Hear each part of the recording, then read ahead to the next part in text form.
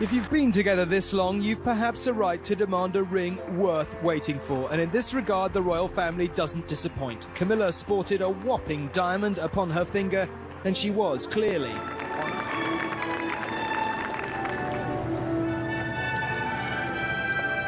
From the very beginning, Queen Camilla has struggled to win over not just the royal family, but the public too.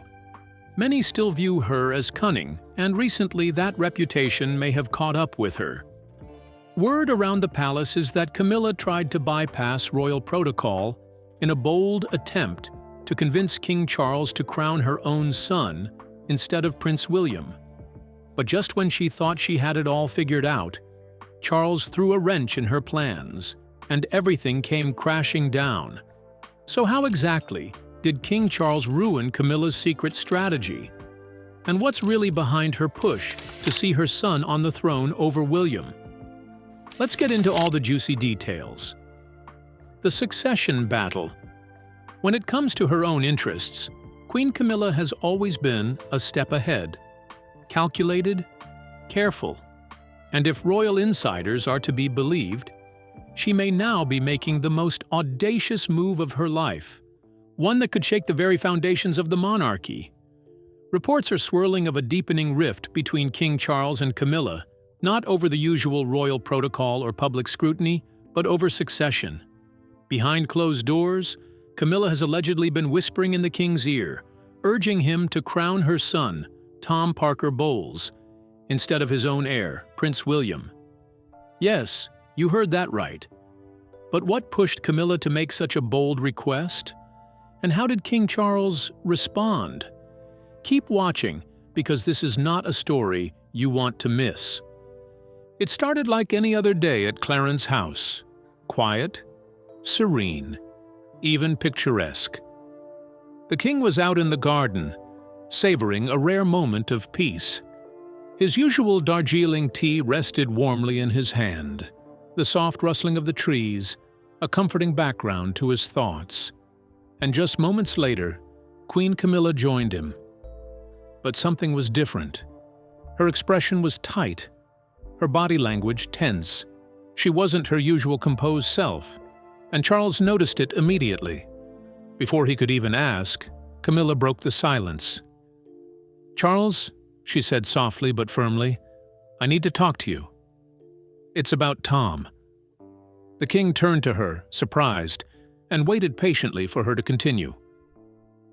"I want you to give him your blessing," she said. "I want you to name Tom as your successor instead of William." Silence fell like a thunderclap.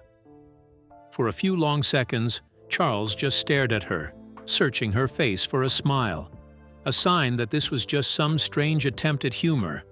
But there was none. Camilla was dead serious. He put his tea down, leaned back slightly and looked at her with a mixture of disbelief and growing frustration. "Camilla," he said slowly, "that's not how this works. You know that. There are centuries of tradition and, more importantly, duty. William is my son, my heir. He's prepared for this his entire life.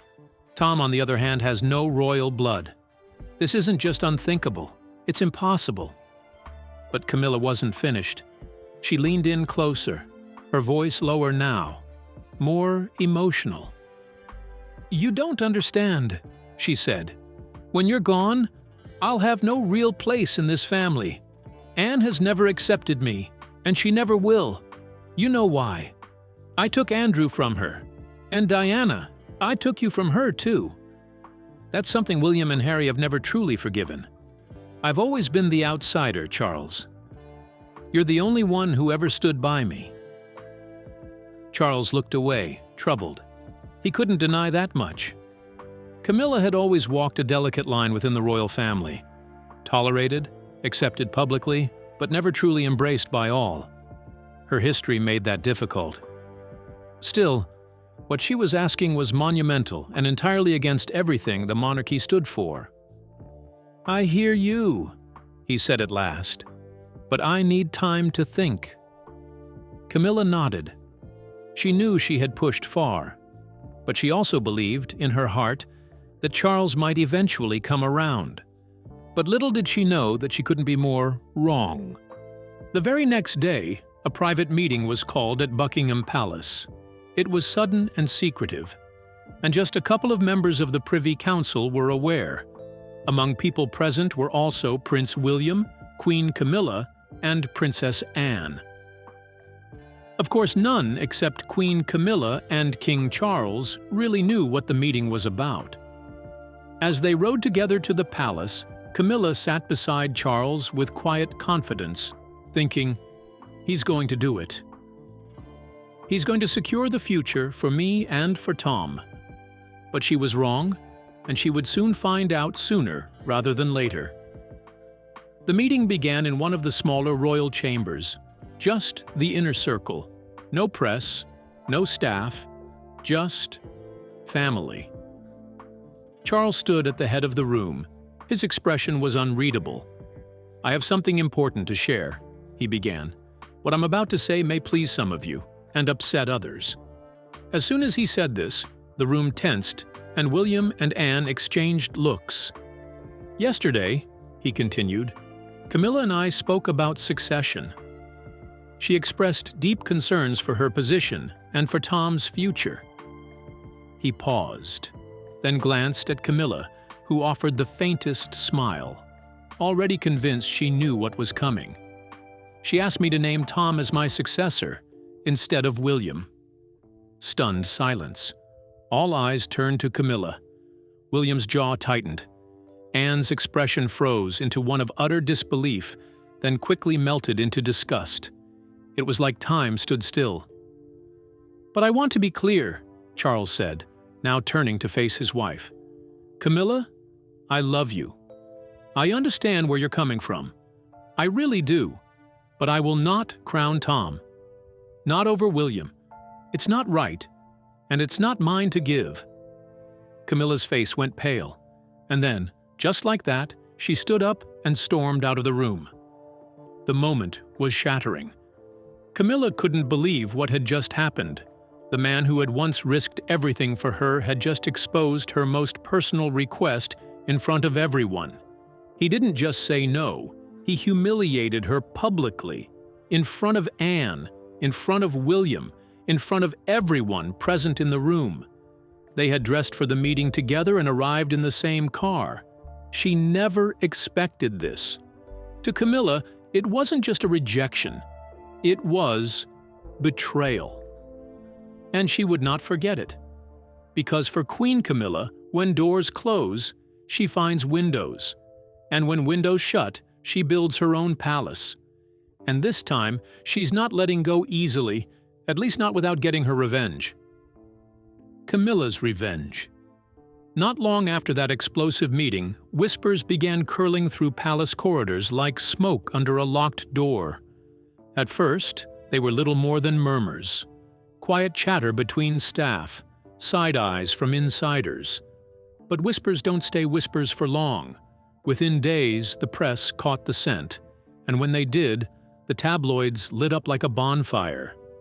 The headlines were vague at first, speculative, but the questions were growing louder.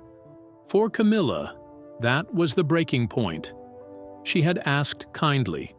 She had pleaded. She had stripped herself bare in front of the very people who mattered most to Charles. And he hadn't just said no. He had exposed her, humiliated her. In front of William, in front of Anne, in front of everyone. She wasn't going to be dismissed again. So when the Sandringham Abbey event appeared on the calendar, a routine public outing, Camilla saw an opportunity to strike back. It would look like business as usual. But behind the scenes, she was orchestrating something far more dangerous. She arrived in a flowing floral dress, soft and elegant, a vision tailor-made for press lenses. Charles was beside her, dapper in a gray suit, his hand gently resting on her back. Their smiles, perfectly synced, like seasoned performers dancing to a rehearsed waltz. To the world, they looked united. But behind the curtain, it was war. Earlier that morning, before she'd even slipped into her heels, Camilla had been on the phone calling in quiet favors from old friends in strategic places. The Sun, the BBC, a few well-connected journalists from her tabloid, stained past. Back when she was the other woman, Camilla had learned who could be trusted and who could be used. And now? She was cashing in.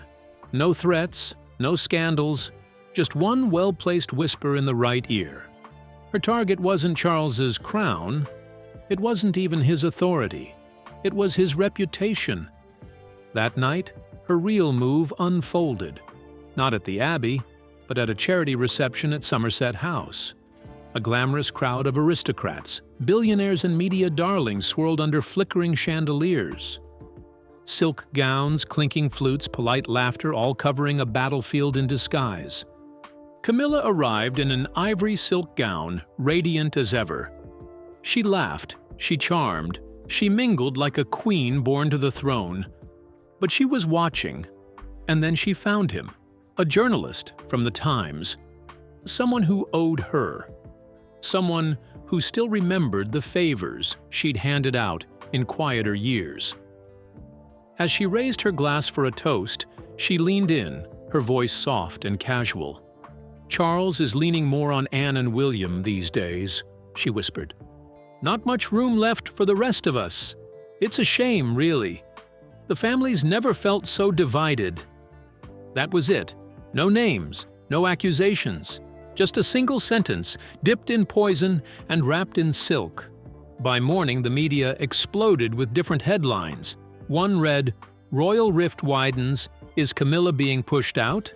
And another read, "William and Anne tighten grip on power as Tom Bowles fades into the background."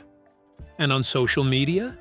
The hashtag #Royal Divide was trending before noon. TikTok flooded with theories as well as timelines to when everything started falling apart. Instagram Reels mapped the fallout. Morning shows scrambled for body language experts to interpret what was going on. And in Buckingham Palace?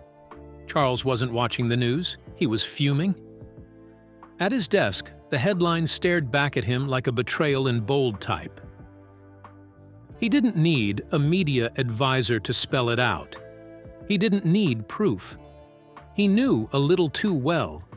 He knew her playbook, knew she was too smart to leave fingerprints or mess. All that was left in the wake of her actions was a series of whispers and strategic chaos, all of which played out to her favor. She had taken their private pain and handed it to the public on a silver platter. And worse, she had turned the one thing Charles had carefully built, his image as a stable, unifying monarch, into a punchline. He now looked like a man playing favorites, a king still haunted by what he did and how he treated Diana, a leader swayed by legacy and guilt, and every decision from this point forward would be analyzed under a microscope laced with suspicion. Inside the palace, the damage was far worse. Some courtiers whispered sympathy for Camilla, claiming she was being sidelined again.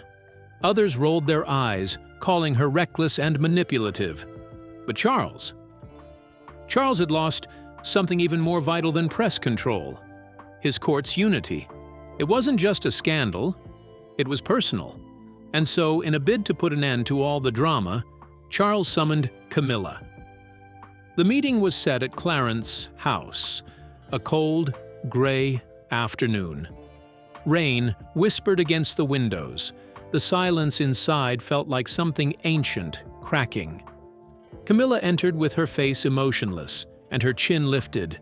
She sat across from him, composed, legs crossed, hands folded neatly in her lap. There was no tea offered, no warm-up, just Charles. "I know exactly where those articles came from," he said, voice steady but hollow. Camilla blinked, calm. "This is a dangerous game," he continued.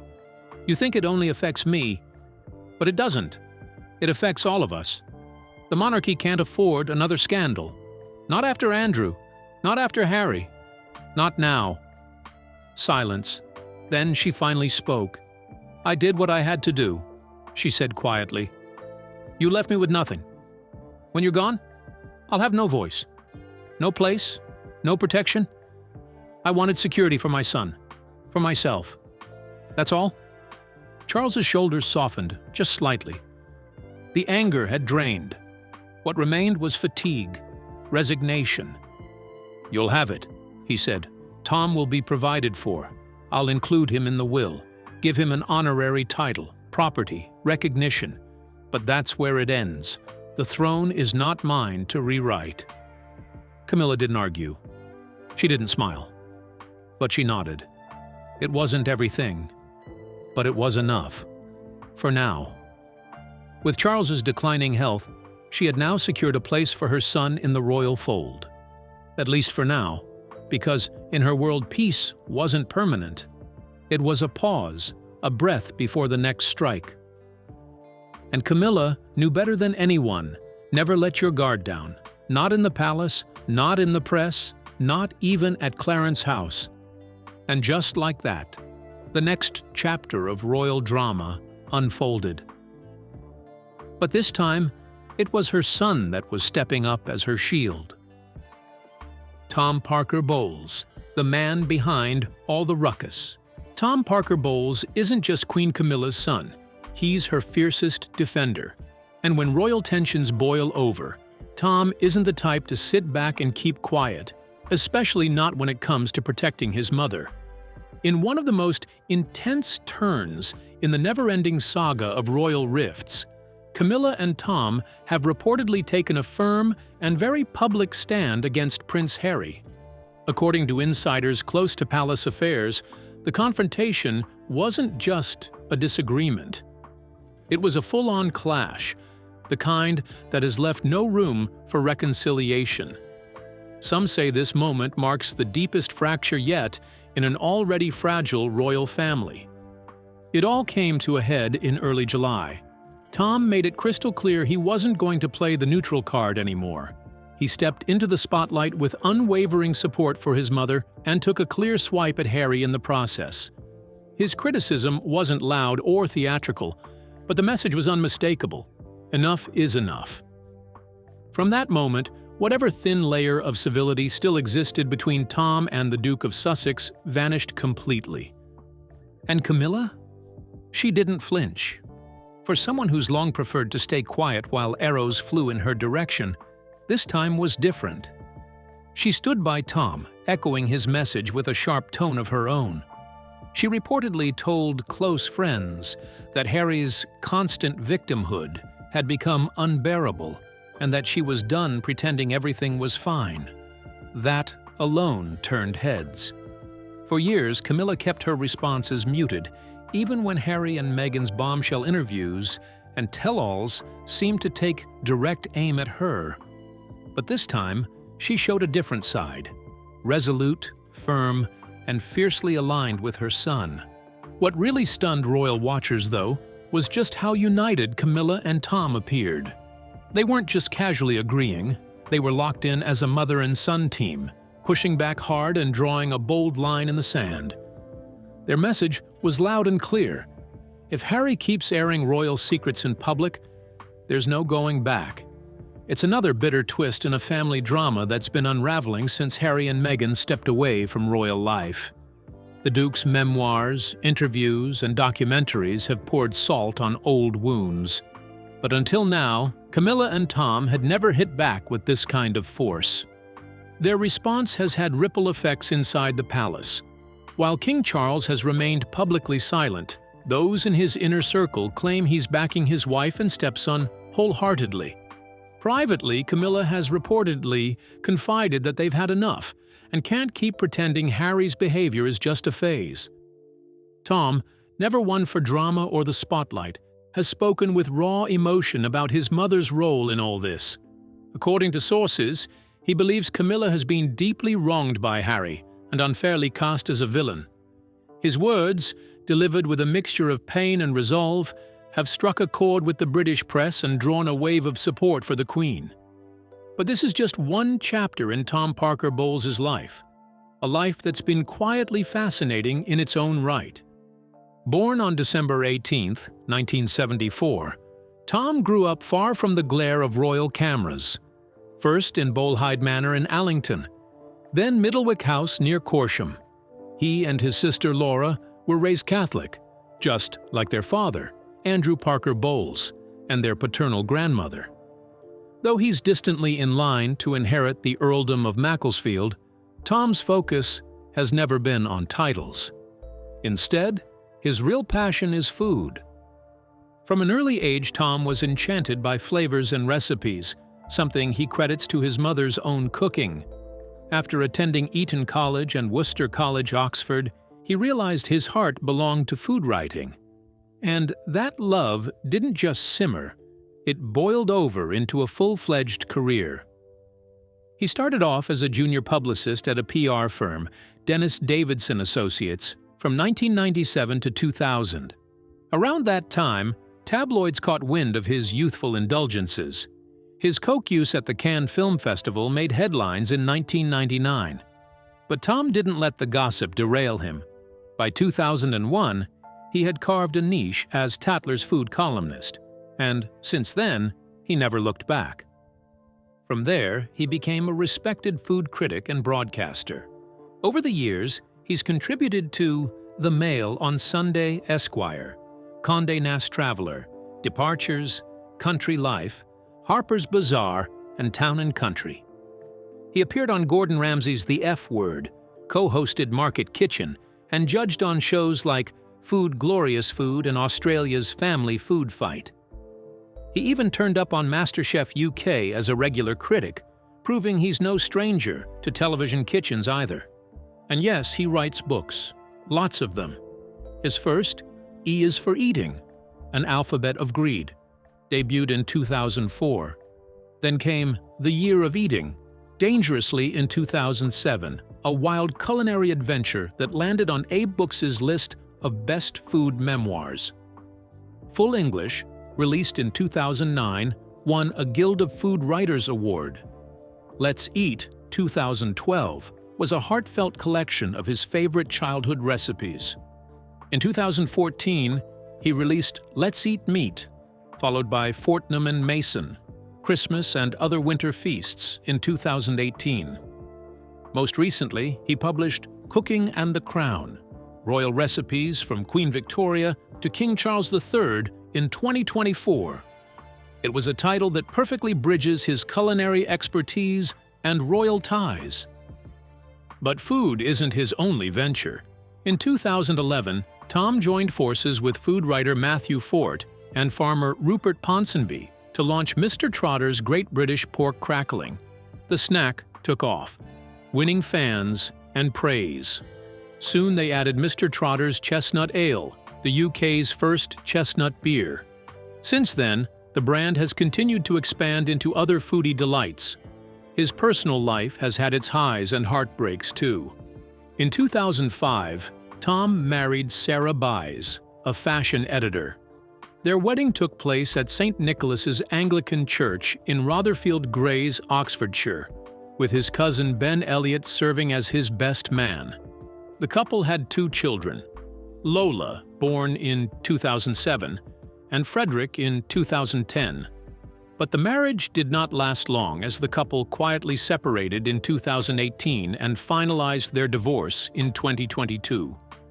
Not long after, Tom found love again with former journalist Alice Procope. Their relationship seemed promising, but tragedy struck. In March 2021, Alice passed away from cancer just 7 months after her diagnosis. It was a devastating loss, and those who know Tom say it changed him deeply.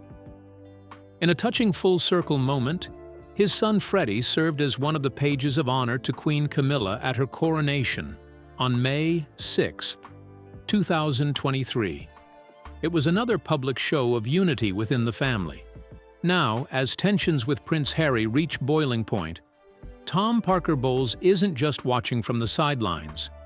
He's taken a stand, one that's reshaping the public's view of Camilla, redrawing the battle lines inside the palace, and reminding everyone that behind the titles and tradition, this is still a family, messy, loyal, and sometimes fiercely protective of one another.